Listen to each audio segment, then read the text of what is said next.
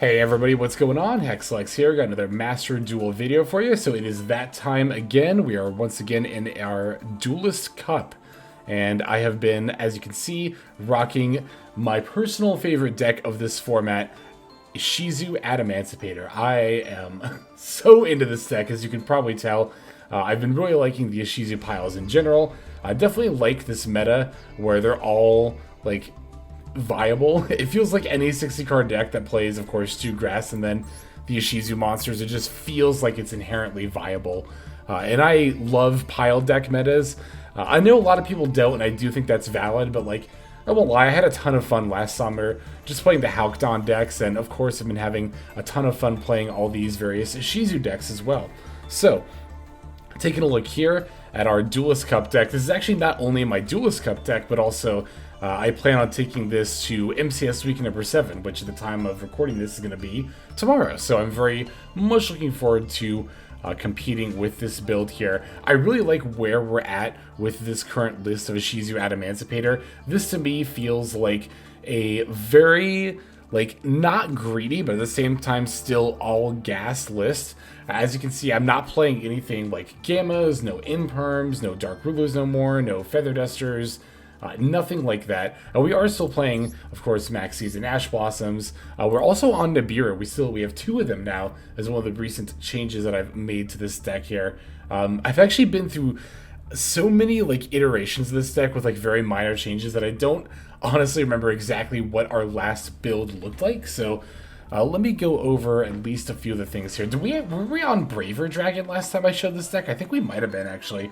We're definitely not on that anymore. As you can see in the extract, we have Abyss Dweller to counter the other Ishizu decks and the plethora of decks in this meta with a bunch of graveyard-based effects.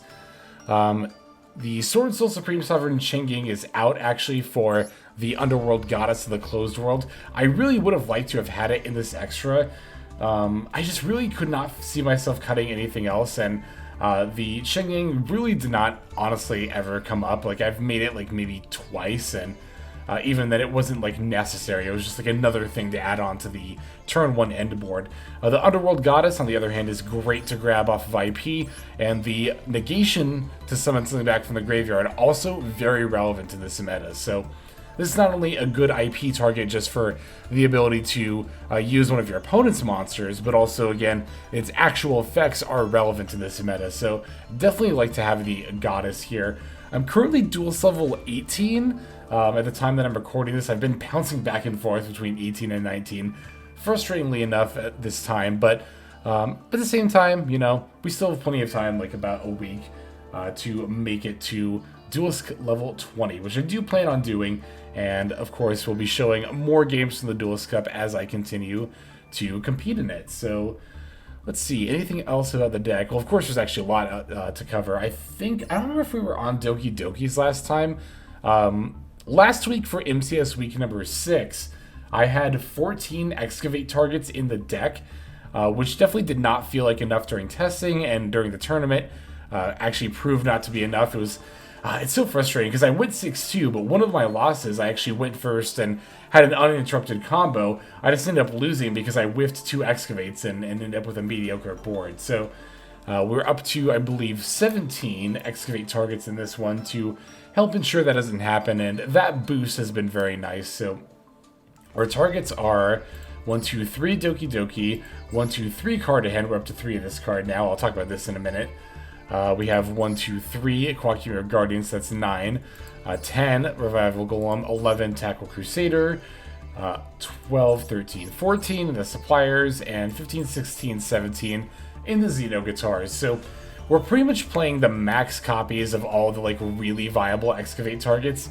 Beyond this, you have to get a little bit cute with it. You either have to go out of your way to look for other stuff, or play like a second Revival Golem or Tackle Crusader, which I'm not opposed to a second Revival Golem. I actually tested with 2 Revival Golem for a little bit, particularly with the 3 Miracle Ruptures, but I don't know. I could actually still even now see myself making that change, swapping out 1 Mudora for a second Revival Golem. I actually put a second Mudora in. I was on 1 for a while, but I put the second one back in to counter against other 60 card decks as kind of like a meta call there. Same with the second Nibiru. I've actually been loving the 2 Nibiru for this Duelist Cup and for this meta in general.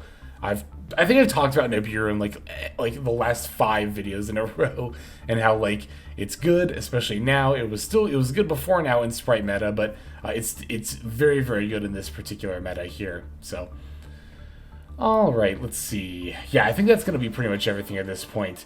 We still have the Punk engine, of course. We still have the Fairy Tail Snow, of course. 3 Miracle Rupture. Again, we're an all-gas build, so we want to make sure that we're hitting those turn 1 Revival Golems. Also very good for sending Tackle Crusader to flip down a Floodgate or bounce... flip down a Floodgate monster or bounce a Floodgate spell trap is what I meant to say there. So, yeah, I think that's pretty much everything I wanted to say. Let's go ahead and break this list down card by card, and then look at some gameplay. Playing 3 Maxx C, 3 Doki Doki, 3 Adamancipator Seeker, 3 Adamancipator Researcher, 3 Cartorhyn. Oh, I never really talked about Cartorhyn. This card is insane. It actually reads insane, and it actually plays even better than it reads. I'm on 3 because we always like having it in the graveyard to summon itself. We actually like having 2 in the graveyard, 1 to summon itself, 1 to be a water for Dragite, and it's also good to open. It turns any 2 level 4 monsters into a Gaunt Granite, which goes into a Block Dragon, which is plays. So 3 Cartorhyn, love this card, 3 Ash Blossom and Joyous Spring, 2 Noh P.U.N.K Ze Amin, 3 Gigantes. I really like 3 Gigantes as well, because again, I just like having extra level 4 extenders, or ways to extend level 4s in general to go into Gaunt Granite. We're on 3 Koa'ki Guardian, 1 Revival Golem, 1 Tackle Crusader, 1 Fairy Tail Snow, 2 Adamancipator Analyzer, 3 Koa'ki Supplier, 3 Rockband Xenoguitar, 2 Keldo the Sacred Protector, 2 Mudora the Sword Oracle, 2 Kelbek the Ancient Vanguard, 2 Agido the Ancient Sentinel, 1 Noh P.U.N.K Deer Note, 1 Block Dragon, 1 Noh P.U.N.K Foxy Tune, 3 Nibiru the Primal Being, 1 Foolish Burial, 2 That Grass Looks Greener, 3 Miracle Rupture, 2 Emergency Teleport, and then finally 2 Called by the Grave. It's going to round out our list there for the main deck. For the extra deck, we're on 1 Adamancipator Risen Raptite, 1 Boarload Savage Dragon, 1 Adamancipator Risen Dragite, 1 Chaos Ruler, the Chaotic Magical Dragon, 1 Baronne de Fleur, 1 Abyss Dweller, 1 Gaunt Granite, 1 The Zombie Vampire, 1 IEP Masquerena, 1 Asa the Earth Charmer Immovable, 1 Sprite Elf, 1 Nightmare Unicorn, 1 Appaloosa Bow of the Goddess, 1 Access Code Talker, and then finally 1 Underworld Goddess of the Closed World. And that will round out our list there. Now let's go and take a look at some games. Alright, so unfortunately, because it's the Duelist Cup, I actually can't check my opponent's decks before starting the replay, so yeah, we're just gonna have to see how far into the duel I remember, or just seeing our opponent's cards here. Taking the first turn here, always want to note your opponent's deck. It's very, very relevant to this meta, especially if you're playing Ishizu Millers. So, opponent's on 42, so we know that they're probably not another Ishizu deck. Looking at our hand here, we have the Miracle Rupture, so that's pretty good. We can summon the Revival Golem. Beyond that, I guess we're just going to have to try normal summoning the Seeker and seeing if we hit. This is kind of one of those hands where you just kind of have to pull the slot lever, you know? The opponent's got a Dimensional Shifter. It's going to be in response to the summon of our Adamancipator Seeker. I'm actually going to toss the Maxx C in the graveyard in response in order to make sure we have the ability to summon Gigantes if needed. But opponent's going to respond with their own Maxx C in turn, interestingly enough. So we can assume maybe it's Flow or some other kind of anti-meta deck. Or they did use it actually in response to the effect, not just the summon of Seeker. Yeah, so it seems like they just wanted to get out the Maxx C and then, of course, the Dimension Shifter as well. We did actually reveal Koa'ki Guardian, so I'm totally fine just summoning that and then passing here. Opponent's going to set 3 before passing back to us. So it looks like they're maybe on some sort of like stun anti-meta deck. But it is possible. There is a world where they actually are on Flandreese and the Koa'ki Guardians actually have to stop their plays. If they only have like Rabina or something, that could easily be the case here. In any case, we were able to play through that Dimension Shifter and Maxx C by just not playing really during that turn. There's not a whole lot else you can really do in that situation, but... Alright, I'm going to start by activating Adamancipator Seeker as my first, like, quote-unquote action. The fact that they have Imperm here makes me inclined to think that it's Flandreese. I feel like if, like, stun decks really don't play Imperm, a stun deck would be more inclined to play something like Skill Drain, right? So, the fact that it's Imperm, I think it's... I think it's flow, and I think one of our opponent's 2 cards is a Rabin, and that's like all they had for gas or something. Or they might just have like a bricked up dead hand, who knows. So yeah, I'm gonna play Miracle Rupture, definitely not in this zone, but now we'll go ahead and send off the Revival Golem. I'm actually glad I didn't lead with that, like I implied I was going to when I was first kind of talking there at the start of the duel.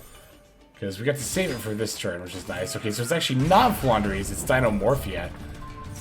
They have an Imperm for the Guardian, and then a Dinomorphia Frenzy in response to the summon. Okay, so looks like they're going to send off the stuff for... I thought they were going for Rexterm, but maybe they're going for Kit Regina into Rexterm.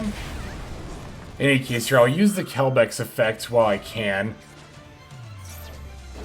Oh yeah, I chained a Koa'ki Mirror Guardian here just to see if it would resolve, but no, of course it doesn't because of Imperm. But I couldn't remember the rolling off the top of my head if Imperm would like follow it to the graveyard. But I believe it's because the effect activated on the field, even if it resolves in the graveyard here.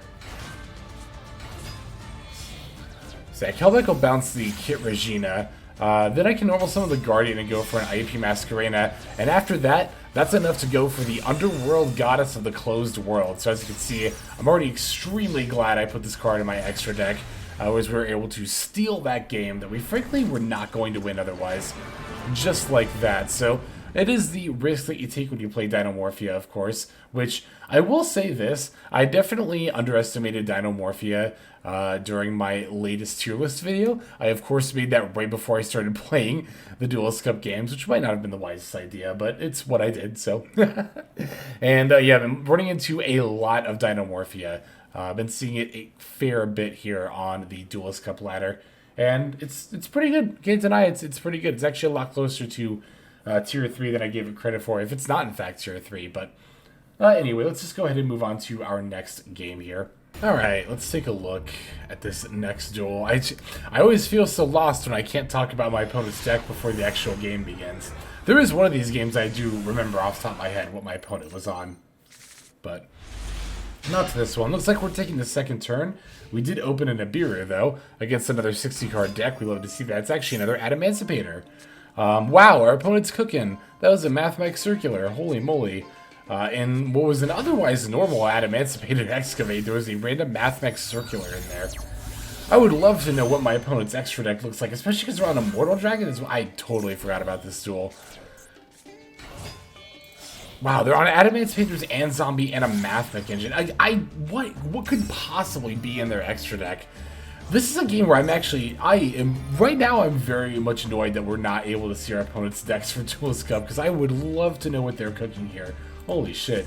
Looks like they're going for the Geonator Transverser and then passing. Oof, I guess they cooked a little bit too hard because they actually didn't really end on any kind of irrelevant play. No, they just went to a zombie world. Why wouldn't you send the Algul Mizira here? At the very least, or like, I feel, do they really not have like a better zombie to send? I mean, if they're playing this many packages, it could very well be that Necworld Banshee for Zombie World is like literally their only target. But at the same time, it's like, that's weird. I don't think that's worth or good, frankly. But if that's the case, again, I can't actually see their deck. So we get to start by special summoning the Analyzer here. Gonna then Excavate. And it looks like we actually whiffed. This was also with an older build. That's why you saw it might have seen the Nefariouser there. I did have Nefariouser previously, even without the Power Tool Braver, as a means to potentially unbreak if you've got like a Spellcaster plus a level 4 Lower Earth. Spellcaster could either be Asa or Fairy Tale Snow, and you have like an Ash or a Ze Amin in graveyard. You can summon the Nefariouser from deck, bring your level 3 tuner back, and then go into a level 8 Synchro that way.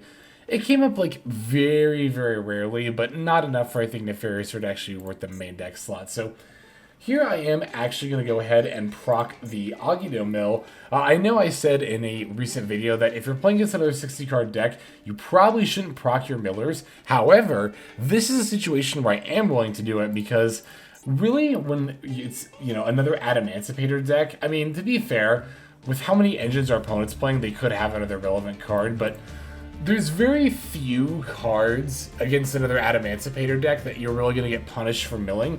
It's most often going to be Shufflers. I've noticed a lot of Adamancipator decks aren't even on Fairy Tale Snow, which is really, really weird to me. That card is insane, and like I could see in like a pure Adamancipator deck not playing it, but in this like Ishizu Adamancipator, I think it's absolutely needed.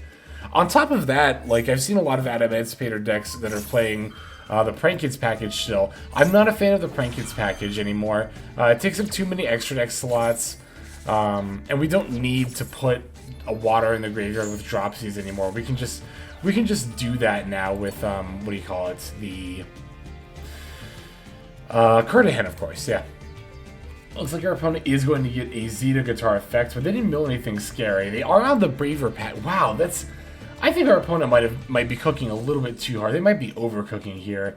Like there's just I think too many packages for an Adamancipator deck here. The zombies, the Braver package, as you can see, they've got the Chaos, they've got the circular they revealed earlier. Okay, they're just gonna concede here. Yeah, I think my opponent might have been overcooking it a little bit here slightly. But yeah, there's that duel. Let's just go ahead and move on to our next one here. Alright, so I wanted to show a game that I definitely remember. This one is from actually just earlier today. The rest I think are from yesterday. But this one, so lately I've been, you know, when my opponent Maxx C's me on turn 1, I've been deciding to see how far I can actually push it. And this time around, you can see I'm up against another 60-card deck. My opponent's going to play Maxx C, but I don't know, my hand had so much gas here with the Doki Doki, summon, the Researcher, and a Seeker, and a Foolish for the Block Dragon. I couldn't help myself here. I was like, I want to see how much I can mill this other 60-card deck. I did. I wanted to see if I could mill out another 60-card deck with their own Maxx C. So decided to just go for it here.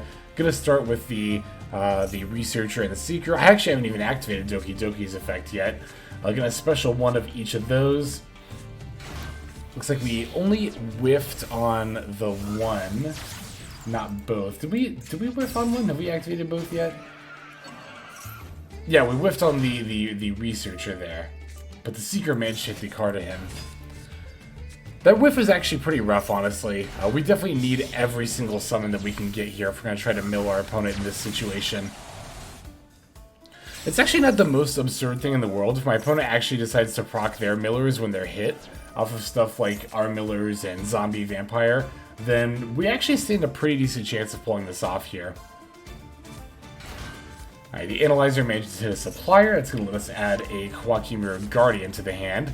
Oh, and we're up against a, specifically we're up against a Necroface mill deck here, so this is definitely going to be a very wild turn 1 here.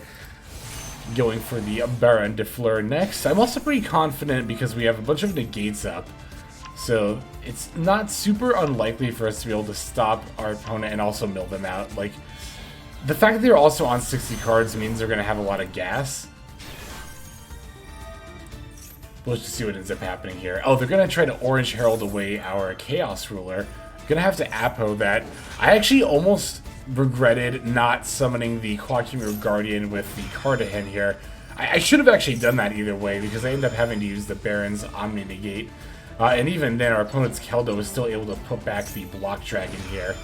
So that was a misplay to not summon Koa'ki. Actually, that was a huge misplay now that I think about it. This actually... Huh.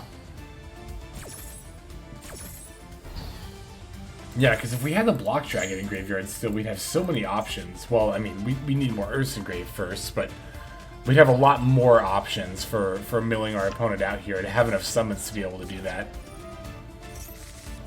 Opponent is proccing their own millers. That's definitely good for us that they Agido there.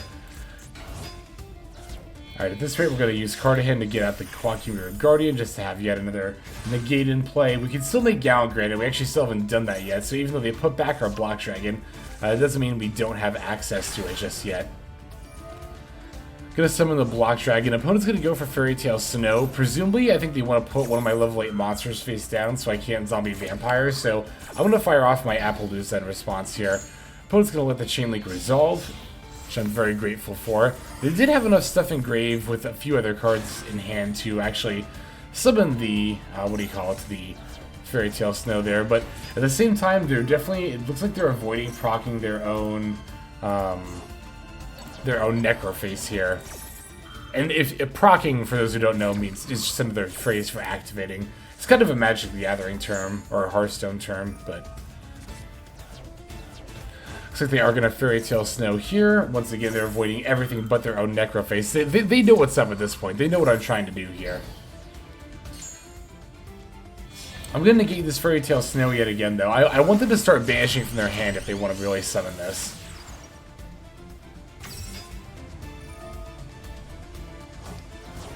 And yeah, since we don't have our... Oh, no, we do have our Black Dragon. That's right. We switched it back out with the Gown Granite, of course.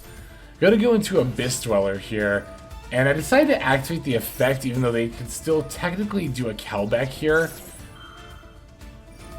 Yeah, I definitely want the Abyss Dweller to last through my opponent's turn. At this point, I was just starting to run out of time, and it was looking like my opponent had enough disrupts to make sure I was not able to mill them out. So, if at the very least we can make sure Abyss Dweller lasts through their turn, that would be great, because that means they're not going to be able to use Fairy Tale Snow during their turn, which means they're not going to be able to deck us out, because Fairy Tale Snow banishing all those Necrofaces is primarily how this matchup wants to win, by decking us out that way.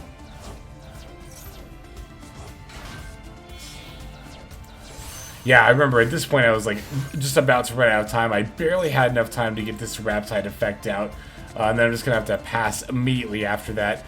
We did manage to get them down to 21 cards, so, you know, I don't think we even hit any of our millers either, now that I think about it. So that's honestly relatively impressive given everything we had working against us here.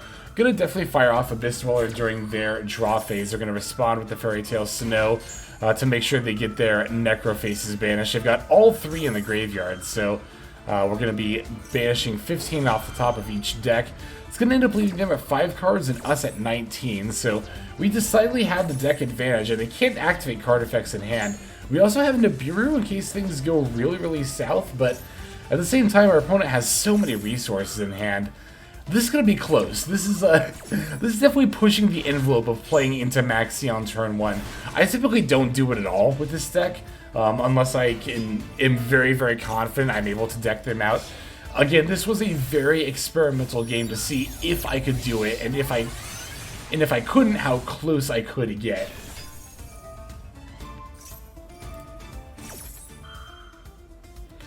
Opponent decided not to use the Baron negate here, which is pretty interesting. I'm definitely going to use that Baron in order to negate, or in order not negate, but in order to make the Underworld Goddess of the Closed World here. It's going to let us negate their board, and now we can also potentially negate an effect that special summons from the graveyard as well. Was my plan. My opponent goes straight to the Topologic Zeraboros with 18,200 attack points. Definitely going to want a Nibiru here. Holy crap. Yeah, gaining 200 attack for each banished card in this deck, in this matchup, in this situation, is going to make through Zeraboros huge. Yeah, unfortunately for me at this point, I didn't have enough time left on my clock to activate Fairy Tale Snow. Otherwise, I could have maybe put this Chaos Creator face down. I was also waiting to see if maybe I should put something else face down. Here I decided to try to get it out and see if I could put it face down anyway. My opponent had a Called By left, but this is actually a duel where I very much wish I'd played it live, because I literally had 1 second left on my clock here. Now the opponent's going to... I didn't mean to throw that in fast forward. Opponent's going to throw out a Cheng Ying, which also gains attack based off of every banished card. That's going to have far more than enough attack points just taking me out in 1 swing there. You can see, though, our opponent, they didn't have... Well, you can't see now, but our opponent had no other cards left in their graveyard besides the Fairy Tale Snow. They had 5 cards left in deck, and...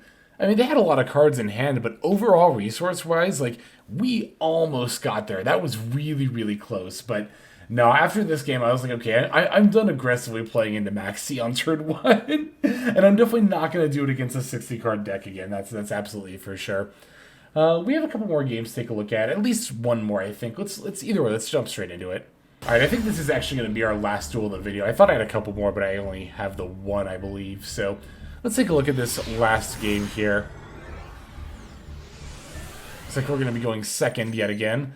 I actually don't mind going second with this deck at all. I mean, obviously we want to open Disruption typically when we do, but Maxx C is a card I'll definitely play into a lot more going second than first. Because at the very least, you know, obviously going second, I can just end the duel that turn.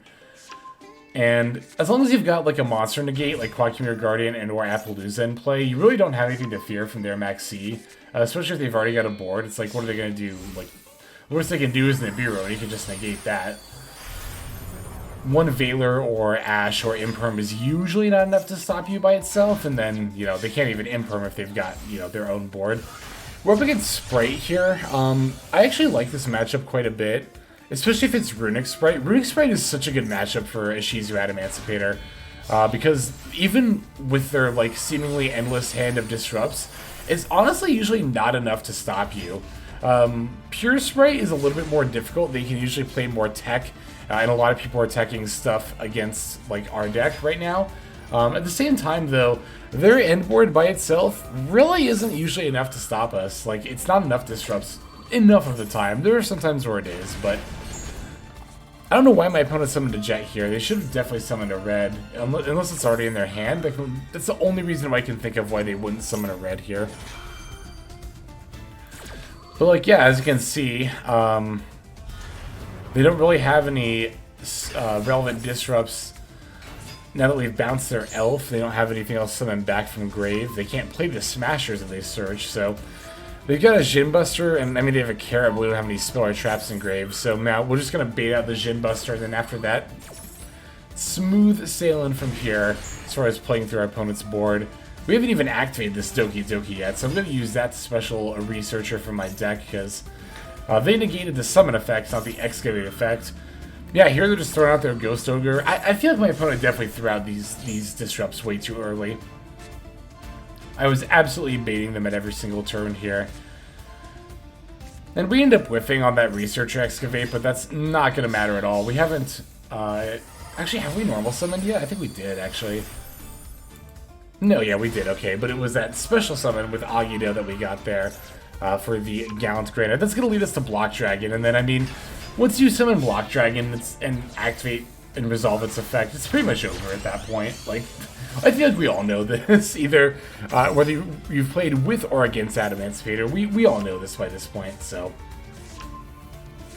That said, we are still vulnerable to a Nibiru here, so I'm going to want to make sure I get to my Appaloosa as soon as possible, bringing back my opponent's Maxx C with Asa, and then we get to link all this stuff away for the Appaloosa. So now at this stage, I really have nothing to fear. My opponent can't imperm me, because again, they have a board, so it's like, yeah, what are you going to do at this point?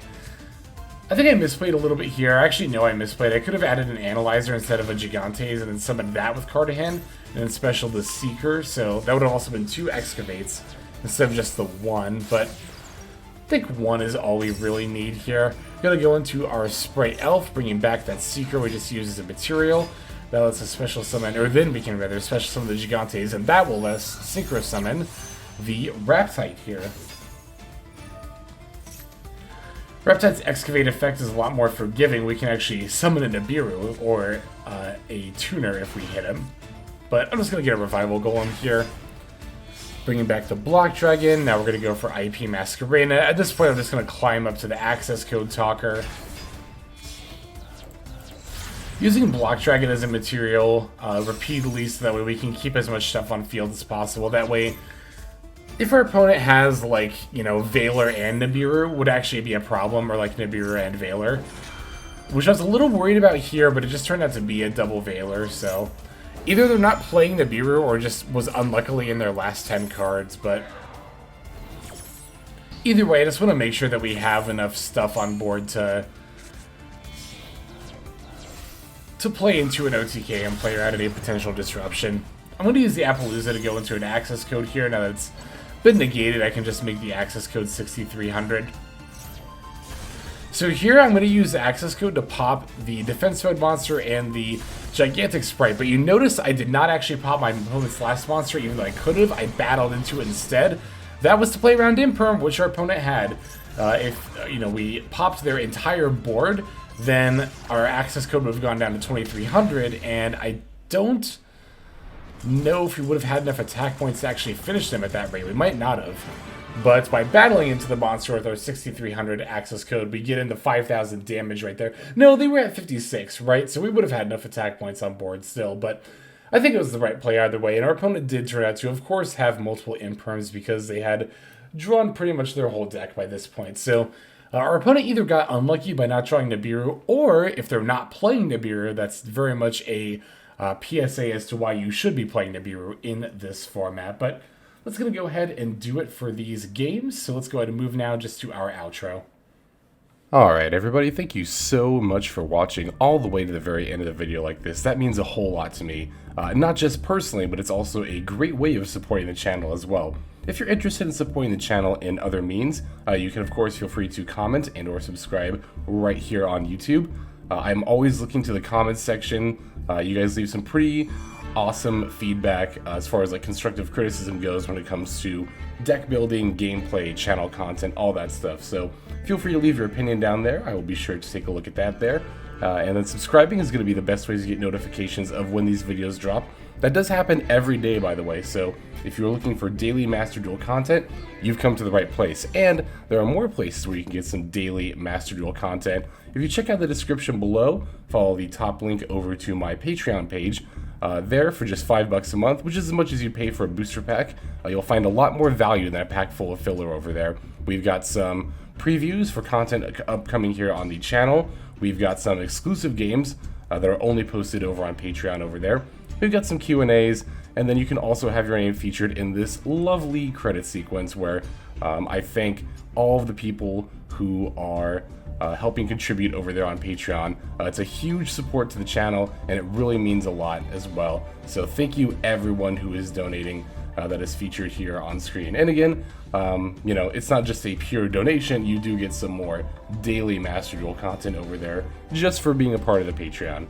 But I think that's about all the time that I have for today's video. Once again, I just want to thank you so very much for sticking all the way to the end of the video. Again, it just means a lot as I do put a decent amount of work into getting these videos out every single day. But that's about all the time that I've got for now. So without further ado, this is XLex.